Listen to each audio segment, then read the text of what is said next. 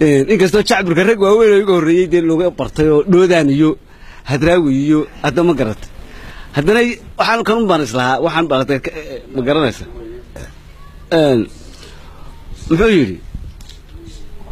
fikradayda uma fiirsadaan may fareenadu iyo vocabulary I am talking bay ka firdhanayaan for example kii leysigay foos ka dhigayaan few pointigan qeexayay folasho haystaan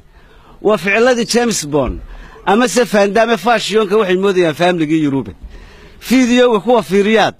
French moodaya fucking bastard bay leeyihiin fatherkii dhalay refugees fusuqay bay noqdeen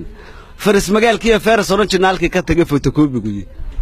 waxa falaydka loo saaran yahay farintu baaraysa information of America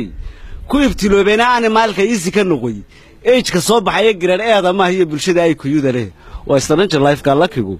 aad u saaciday experience Europe tiyo fikradaha Irish ba hoday oo ignoring ku sheegi jiray arrow haynu always around the market kay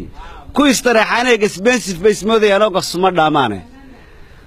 always around the market kay ku istaraxana expensive base modayaan oo qasuma dhamaane forever we live in bay laash qaraarane feeras dhaqankii doorshay noqdeen visitka yimid freedom culture ka uma dhawaa VIP da speech language ka tagay oo damaanadu English sababta lecture bay ku andacoodaan sky muniska ka arkayeen tijiray please only words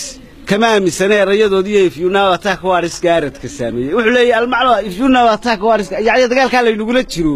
ay markaa uga jiray waa shacbur muxuu yiri if you now attack waris ka arid ka sameeyay wax problem I'm sorry dadkii dagaalka la inagula jiro wax badan baan waa ku xulayo odan lahayd eegada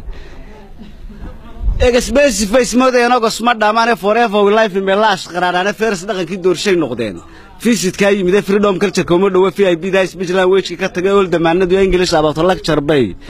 ku andacoodaan sky muniska ka arkayeen tijiray bileys only words kama aamisana erayadoodii if you now attack wariska aridka sameeyo problem I am sorry bad oran lahaydeen every time new idea